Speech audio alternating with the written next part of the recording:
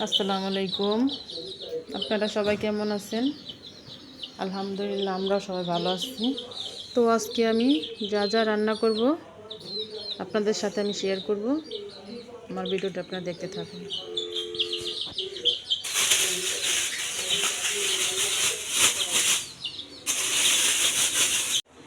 ভাত বসাইলাম এখন। আজকে রান্না করব রুই মাছ,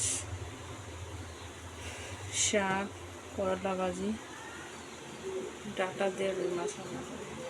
বসাইলাম এখন কাঁচামরিচ, পেঁয়াজ, রসুন একসাথে দিয়ে দিব।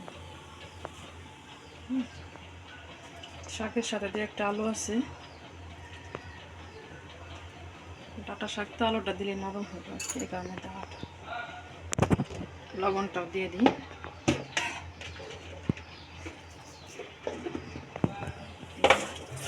গ্যাস নাই তো আলা ঢাকনা দেখে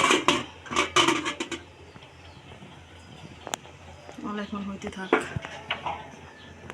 কিন্তু এখন রাইস বাগার দিয়ে দিচ্ছি, শুকনো মরিচ রসুন দিয়ে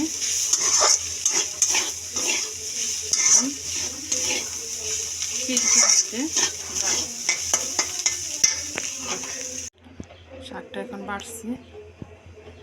দেখেন